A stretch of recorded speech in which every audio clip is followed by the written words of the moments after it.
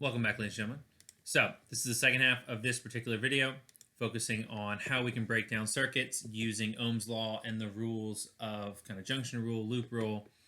So, our first section was a rather simple circuit, for lack of a better description, where everything was in series with each other, and even though there were three things, they still kind of followed the same very simple rules.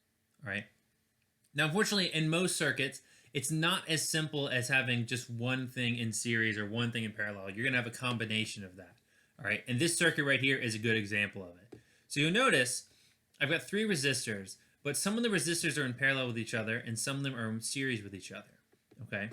And what we're going to do is we're going to actually break down what's happening using a VIRP chart to actually solve this and kind of simplify the answers and kind of make it a little bit easier to analyze the circuit.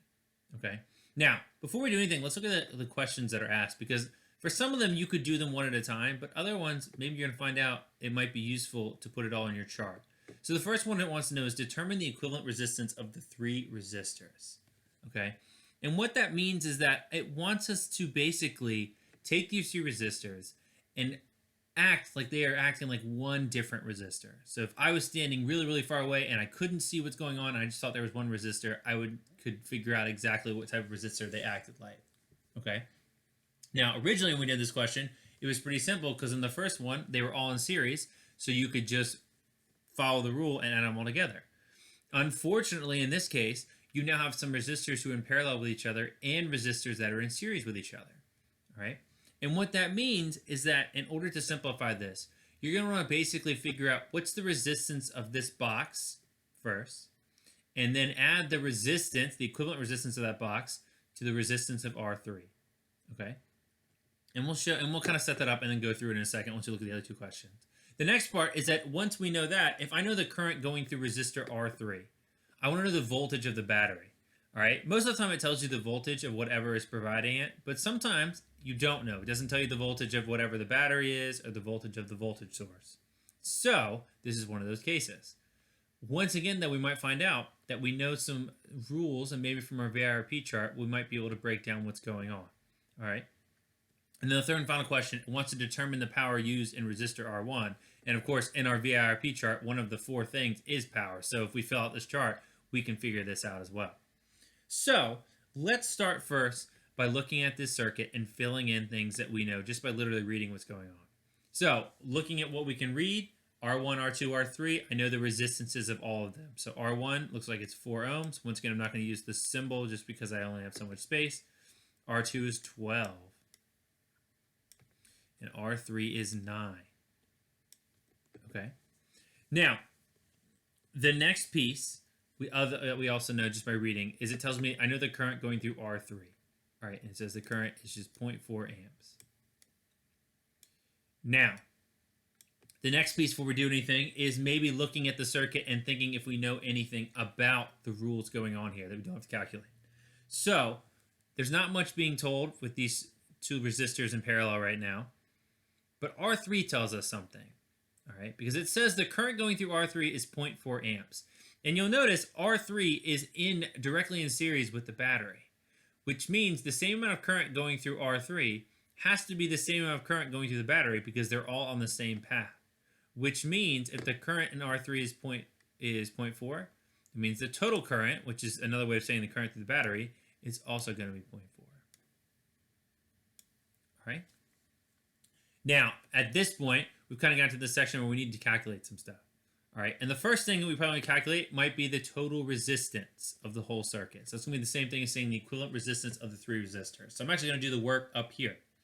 So the first thing we want to do is we want to find the resistance of this box. All right, because if we find the resistance of the box, then we can use it with R3 to figure out the total resistance. So the best part of this is watching me just try and hand scribble words on it. So resistance of box. Right? Now, unfortunately, these are in parallel, which means they follow kind of the ugly resistance rule that we saw in the previous video. So what that means is that the equivalent resistance, to find it, is going to be 1 over the equivalent resistance is going to be equal to 1 over the resistance of the first resistor plus 1 over the resistance of the second resistor. All right. Now, looking at it right here, R1 is 4, R2 is 12, so it just kind of turns into 1 over what we're looking for is equal to 1 over 4 plus 1/12. And oh my goodness, some of you can already tell are shuddering at the idea you have to add fractions. I promise you know what you're doing. And of course, we can make it easier because we notice 4 and 12, they are related to each other. And in fact, 1/4 is the same thing as saying 3/12, which means that this would be 3/12 plus 1/12. So that's going to equal 4/12. All right. And then if we move some stuff around, we get that the equivalent resistance of the box is equal to 3 ohms. All right. Which means that those two things together act like, if I was looking at it from far away, this box actually just acts like a 1 3 ohm resistor. Okay.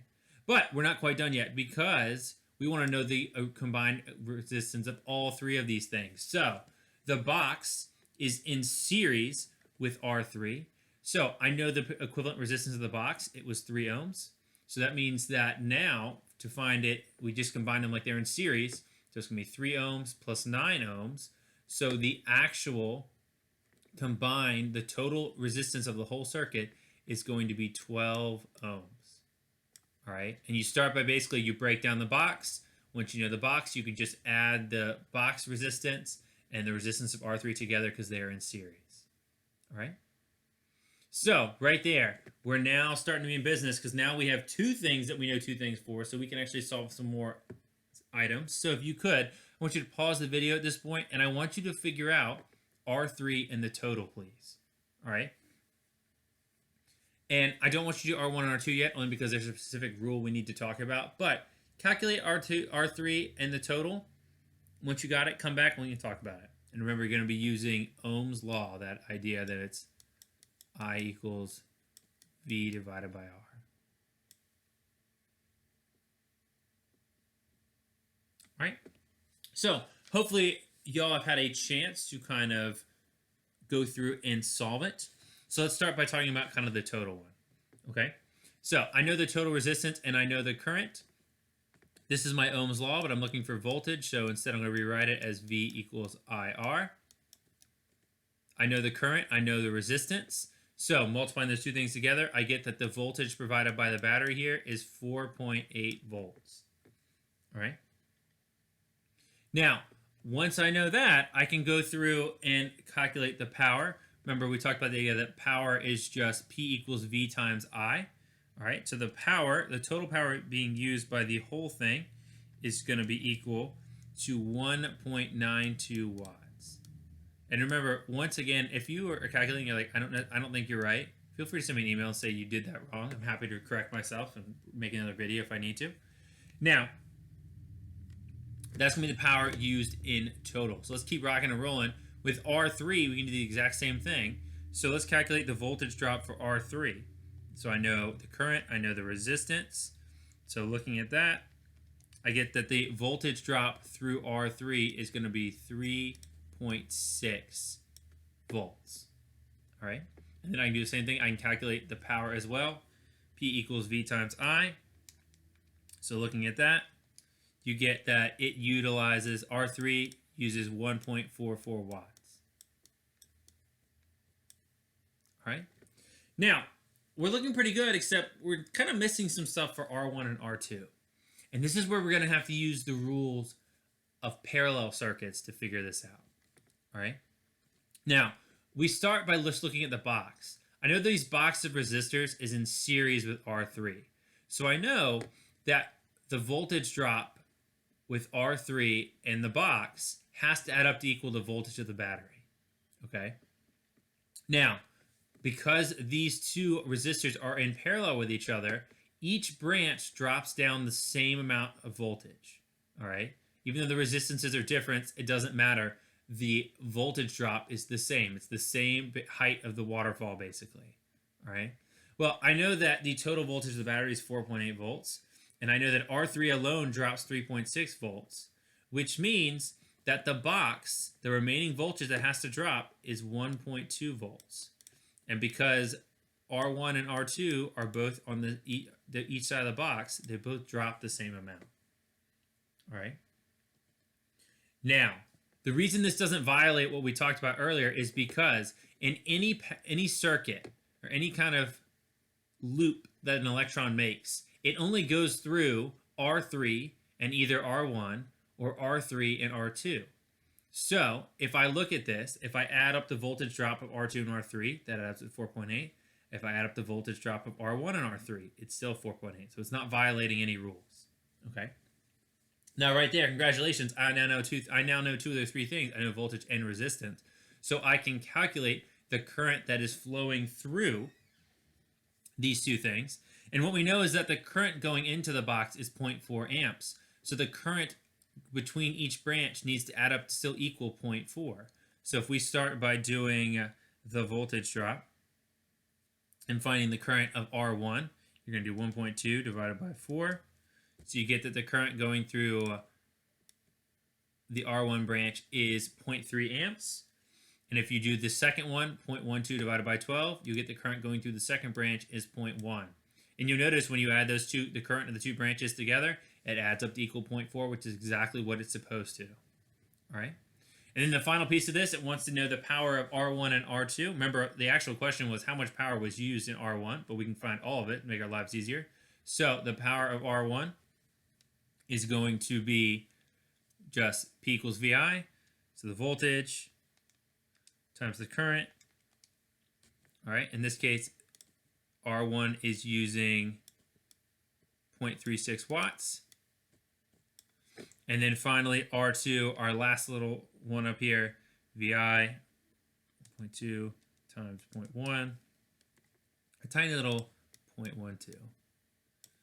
And in case you want to fact check it, add these three things together and check and see if the power being used in all three resistors is equal to the total power that we calculated before. But I'm pretty sure if you go through and do that, because one of them, R1 uses 0.36 watts, R2 uses 0.12 watts, R3 is using 1.44 watts. Add all three of those together, and you're going to get that that is a total combined wattage of 1.92 watts, which is exactly what we expected. Okay? So, VIRP charts are a very useful tool for organizing our thoughts with circuits. And this is only just kind of scratching the surface, honestly, of how complicated and how interesting these circuits can get. And this is really something, I know it seems kind of rushed, and it kind of seems like I just slapped this on there at the end, but it's something that I want those of you who are continuing in physics education, specifically if you're going into AP Physics C, or you're going to go into an electrical field in college, I want you to understand how we can organize our thoughts to break down something like this with a circuit. Because honestly, no matter how complex a circuit can get, all it comes down to is just making a bigger chart and filling it all in. All right? So with that being said, ladies and gentlemen, if you have questions, come find me during office hours, send me an email. Otherwise, have a great rest of the day.